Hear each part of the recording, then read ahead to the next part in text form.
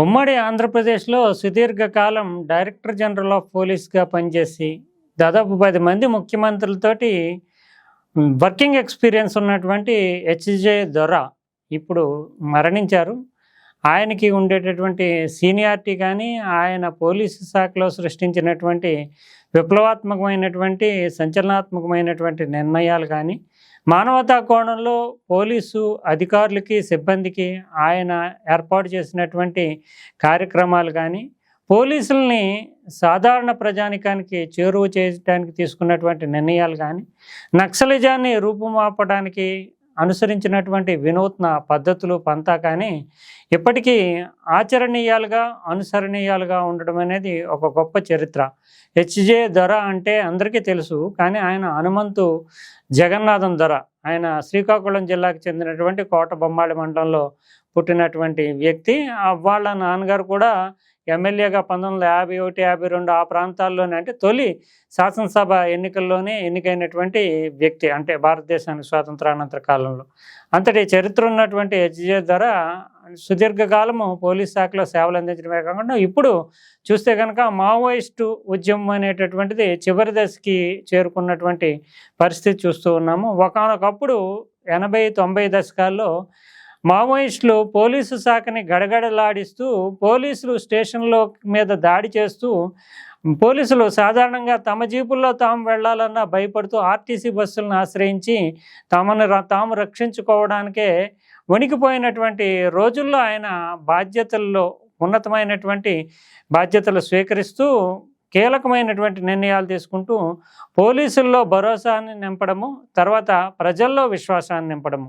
పోలీసుల పట్ల ప్రజలకే విశ్వాసం లేకపోతే పోలీస్ స్టేషన్ల మీద నక్సలైట్లు దాడి చేస్తుంటే ఇక తమనేమి నమ్ముతారు, వాళ్ళని వెంట వెళితేనే మంచిది అనుకునేటటువంటి పద్ధతికి పోలీసులు వెళ్ళిపోతారు. పోలీసులను చూసి ప్రజలు అనుకుంటారు. అందువల్ల ప్రజలు ఎవరు కూడా పోలీస్ శాఖను విశ్వసించిన పరిస్థితి ఉంటుంది. ఆ విశ్వాసాన్ని పెంపించేటటువంటి బాధ్యతని తీసుకున్నటువంటి వ్యక్తిగా ఈ రోజున మావోయిజం ముగింపు దశకు చేరుకుంది అంటే దానికి ఆ రోజున వేసినటువంటి పునాదులు కానీ, అప్పట్లోనే ఆంధ్రప్రదేశ్లో అనుసరించినటువంటి విధానాలు ఇతర రాష్ట్రాల్లో పీపుల్స్ వార్ గ్రూప్ని అణచివేయడానికి, నక్సలైట్లను అదుపు చేయడానికి తీసుకోవాల్సినటువంటి చర్యలపైన ఆంధ్రప్రదేశ్ నుంచి శిక్షణ తరగతులు తీసుకున్నటువంటి రోజులు ఉన్నాయి. దానికి అన్నిటికీ ఆద్యుడిగా మనం హెచ్జే దొరని చెప్పాల్సి ఉంటుంది. ఇప్పుడు చూస్తున్నాం, ఒక్క ఎమ్మెల్యే అనుకుంటే కనుక ఎస్పీలే మారిపోతున్నటువంటి పరిస్థితి. ఎస్ఐలు అయితే ఎమ్మెల్యే చెప్తే ఖచ్చితంగా ట్రాన్స్ఫర్ చేయాల్సినటువంటి పరిస్థితి. అటువంటి ఉన్నటువంటి నేపథ్యంలో, అంటే సున్నితమైనటువంటి, అంటే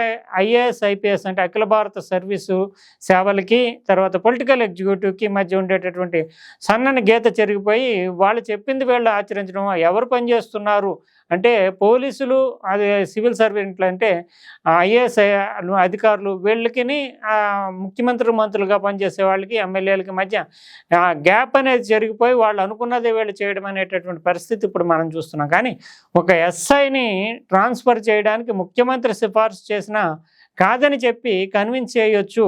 అసలు పనితీరులో ఎలా ఉండాలి అంటే నీతి నిజాయితీ నిబద్ధతలతో ఉండడంతో పాటు తమ సిబ్బందిలో భరోసాని నింపాలంటే పోలీసు అధికారులు ఎలా పనిచేయాలి, ఎలా ఉదాహరణలతో సహా వివరించి చూపించినటువంటి వ్యక్తిగా హెచ్జే దొర నిలుస్తారు. ఉమ్మడి ఆంధ్రప్రదేశ్లో ఆయన 10 మంది ముఖ్యమంత్రులతో, అంటే ఒకళ్ళిద్దరు ముఖ్యమంత్రులు, అంటే తొలి దశలో వచ్చినటువంటి నీలం సంజీవ్ రెడ్డి, తర్వాత దామోదరం సంజయ్, ఇలాంటి వాళ్ళు కొంతమందిని మినాయించి మిగిలినటువంటి వాళ్ళు అందరితోటి కలిసి పనిచేసినటువంటి వ్యక్తిగా అని చెప్పాలంటే కాసు బ్రహ్మానంద రెడ్డి టైం నుంచి చూస్తే కాసు బ్రహ్మానంద రెడ్డితో, పివి నరసింహారావుతో, జలగం వెంగళరావుతో, తర్వాత అంజయ్యతోటి, తర్వాత చూస్తే కనుక భవనం వెంకట్రామ్తోటి, మర్రి చెన్నారెడ్డితోటి, ఎన్టీ రామారావు తోటి, చంద్రబాబు నాయుడు తోటి, కోట్ల విజయభాస్కర్ రెడ్డి తోటి, నేదురుమల్లి జనార్దన్ రెడ్డి తోటి, ఇలా అందరు ముఖ్యమంత్రులతో కలిసి పనిచేసినటువంటి వ్యక్తిగా హెచ్జే దొర నిలుస్తూ ఉంటారు.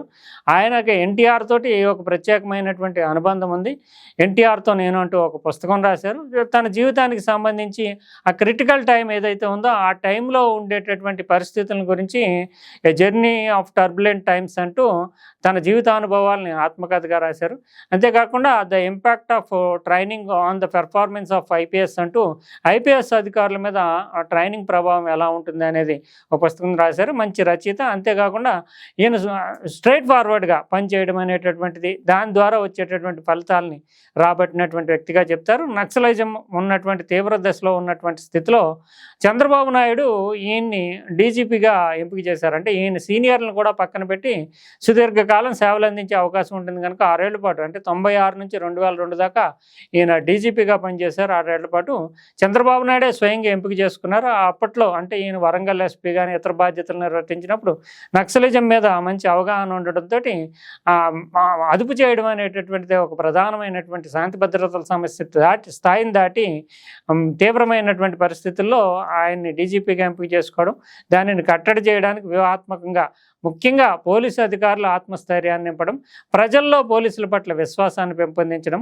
పోలీస్ స్టేషన్ల మీద అటాక్ చేసేటటువంటి పరిస్థితుల్లో నక్సలైట్లు అటాక్ చేసి ఆయుధాలు ఎత్తుకుపోతున్నటువంటి పరిస్థితుల్లో మందు పాత్రలతోటి ప్రజాప్రతినిధులను భయకంపితులను చేస్తున్నటువంటి స్థితిలో ఆయన అటాక్ ప్రూఫ్ పోలీస్ స్టేషన్ల నిర్మాణము, కేంద్రంతో సమన్వయం చేసుకోవడము, ఇలాంటి అనేక అంశాల్లో ఒక మార్గదర్శకత్వాన్ని వహించినటువంటి అధికారిగా చెప్తూ ఉంటారు.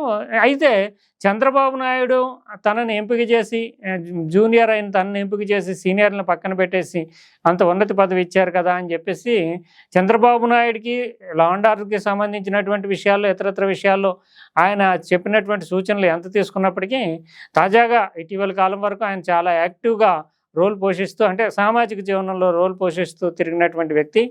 ఎవరు బెస్ట్ సీఎం అంటూ ఈ మధ్యకాలంలో అనేక ఇంటర్వ్యూల్లో కానీ వివిధ అంశాల మీద పోలీస్ శాఖకి సంబంధించిన అంశాల్లో కానీ ఆయన అడిగినప్పుడు సీరియస్గా, అంటే తనకి సమర్థుడైనటువంటి ముఖ్యమంత్రిగా పరిపాలనాపరమైనటువంటి విషయాల్లో వేగవంతమైనటువంటి నిర్ణయాలు తీసుకున్నటువంటి వ్యక్తిగా మీకు ఎవరు కనిపిస్తారు? 10 మంది ముఖ్యమంత్రిలో పనిచేసిన ఒక ఉన్నతాధికారిగా చెప్పండి అంటే జలగం వెంగళరావు ఆయన ది బెస్ట్ సీఎంగా పేర్కొన్నారు. అంటే మిగిలిన వాళ్ళు చాలామంది, అంటే మర్రి చెన్నారెడ్డి ఉన్నారు, పివి నరసింహారావు ఉన్నారు, కాసు బ్రహ్మానంద రెడ్డి ఉన్నారు, ఎన్టీ రామారావు ఉన్నారు, చంద్రబాబు నాయుడు, ఇంతమంది ఉన్నా కూడా ఆయన వెంగళరావుని ది బెస్ట్ సీఎం అంటూ ఆయన ప్రశంసించారు. ఎందుకంటే వెంగళరావు దగ్గరికి ఏదన్నా ఫైల్ వెళితే కనుక సాయంత్రానికి క్లియర్ అయ్యి వచ్చేది, అది అవునా కాదా తేల్చి చెప్పేసేవారు. అందువల్ల అడ్మినిస్ట్రేషన్కి చాలా మార్గదర్శకత్వం, అంటే చాలా స్ట్రైట్ ఫార్వర్డ్గా పని చేసుకుపోవడానికి కానీ అవకాశం ఉండేది అనేటటువంటిది.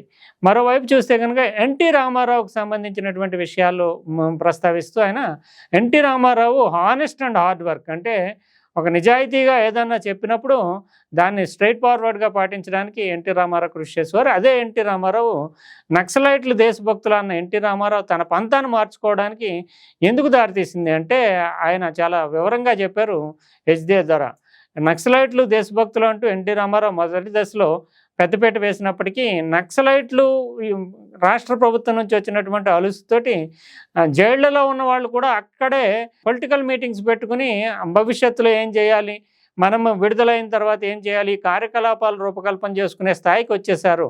అందువల్ల భవిష్యత్తులో శాంతి భద్రతలు కాపాడడం అనేది రాష్ట్ర ప్రభుత్వానికి సమస్యాత్మకం అవుతుందంటూ ఎన్టీ రామారావుకు వివరించినప్పుడు దానికి ఆయన స్పందించి అయితే ఇమీడియట్గా చర్యలు తీసుకోండి, శాంతి భద్రతలు ప్రయారిటీ అని చెప్పడం. అంటే ముందుగా నక్సలైట్లు దేశభక్తులు అన్న దగ్గర నుంచి వాళ్ళు అదుపు తిప్పి ప్రజలకి ప్రాణాంతకంగా మారుతున్నారు అనేటటువంటి స్థితి వచ్చినప్పుడు ఖచ్చితంగా చర్యలు తీసుకోవడానికి నిర్ణయం తీసుకున్నారు. అది ఎన్టీఆర్ ఒక గొప్పతనంగా చెప్పారు. అదే సమయంలో ఇప్పుడు ముఖ్యమంత్రి నుంచి ఫోన్ రావడం పక్కన పెడితే ఎమ్మెల్యే ఎస్ఐల్ని ట్రాన్స్ఫర్ చేయించేస్తున్నారు.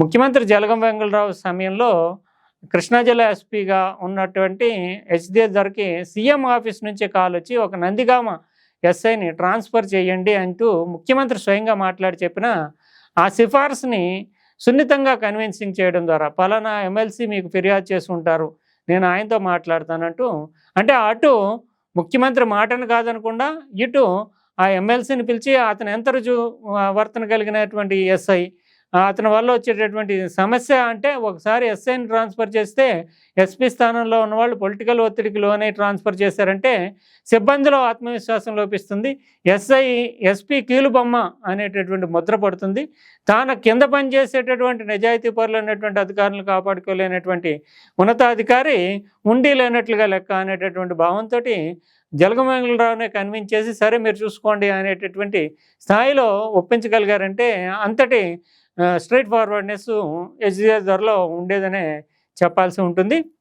మరోవైపు చూస్తే గనక ఎన్టీ రామారావు అనే కాకుండా ఇతర అంటే చంద్రబాబు నాయుడు టైంలో కానీ, ఇతరుల సమయంలో కానీ ప్రవర్తించినటువంటి తీరు అంటే వాళ్ళు ఏదైనా చెప్తే కన్విన్సింగ్‌గా చెప్పినప్పుడు ఖచ్చితంగా వింటారు. అధికారులే కాకుండా రాజకీయ నాయకులు కూడా చాలా వరకు ప్రజలకు మేలు జరగాలని కోరుకుంటారు తప్ప కీడు చేయాలని కోరుకోరు. అయితే వాళ్ళు చెప్పిన దాంట్లో ఉండేటటువంటి సమంజసమైనటువంటి విషయాలను అర్థం చేసుకోవాలి. అదే సమయంలో దాని ప్రభావం దీర్ఘకాలం మీద పడుతుందన్నప్పుడు కన్విన్సింగ్‌గా చెప్పగలగాలి.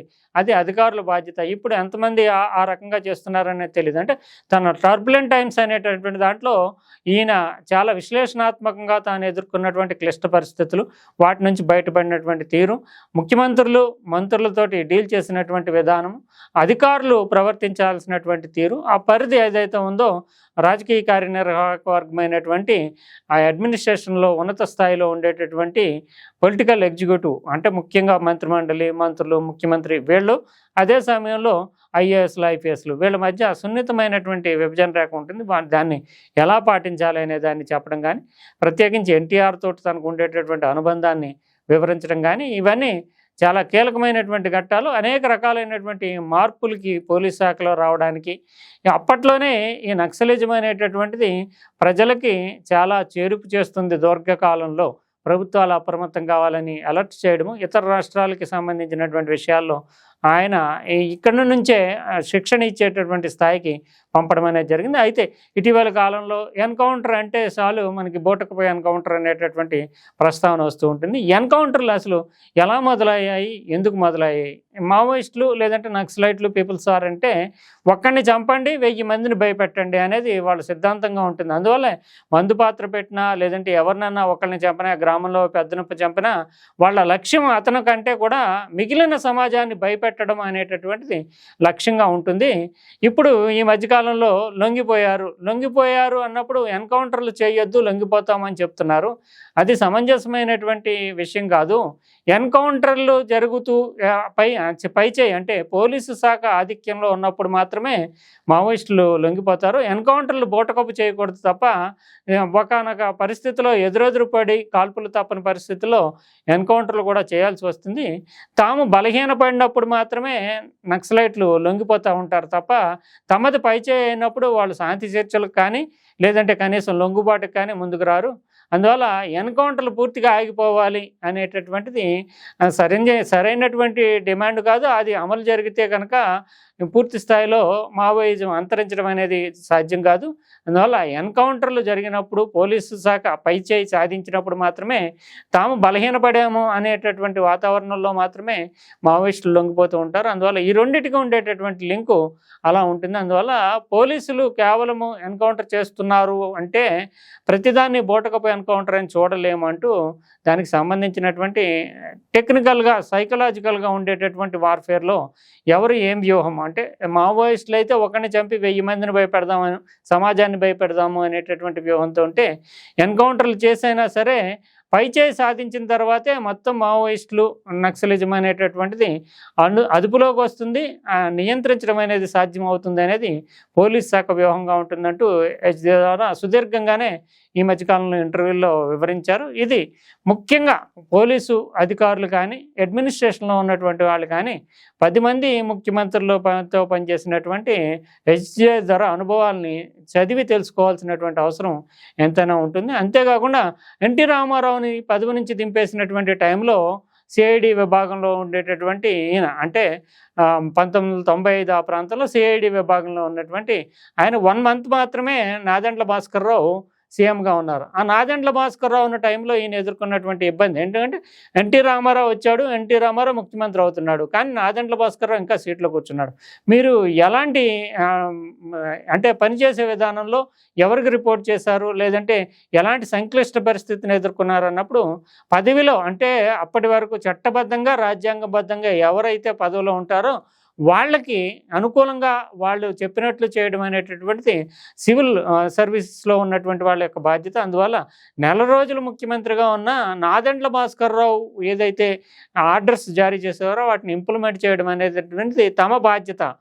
తాము ఆయనకే రిపోర్ట్ చేయాల్సి ఉంటుంది తప్ప, పదవి నుంచి ఎలా ప్రజాస్వామ్యబద్ధంగా దింపారా, లేదంటే వాళ్ళ ఎన్నిక అవన్నీ కూడా మళ్ళీ చట్టం, రాజ్యాంగం చూసుకోవాల్సింది. కానీ తాము చేయాల్సింది ఆ పదవిలో, ఆ బాధ్యతలో ఉన్నటువంటి వ్యక్తికి అనుకూలంగా, అనుగుణంగా పనిచేయాల్సి ఉంటుందంటూ ఆయన స్పష్టం చేశారు. అటువంటి క్రిటికల్ టైము బషీర్బాగ్ కాల్పులు కానీ, ఎన్టీ రామారావుని పదవి నుంచి దింపడం కానీ, నక్సలిజం తీవ్రంగా ఉన్నటువంటి స్థితిలో ముఖ్యంగా ఉత్తర తెలంగాణ ఇటువంటి ప్రాంతాల్లో వ్యవహరించినటువంటి తీరు కానీ, ఈనాటికి అనుసరిస్తున్నటువంటి పోలీస్ సంక్షేమ పథకాలకు సంబంధించినటువంటి వాటిని ఆయన ప్రవేశపెట్టినటువంటి పద్ధతి కానీ, వీటన్నిటిలో ఒక్కొక్క చరిత్రను సృష్టించినటువంటి అధికారులు, అంటే అధికారులు ఎంత స్థాయిలో పనిచేయొచ్చు అనే దానికి ఒక నిదర్శనగా నిలిచినటువంటి ద్వారా ఈయన మరణించారు. దానికి 3 టీవీ తరపున నివాళి.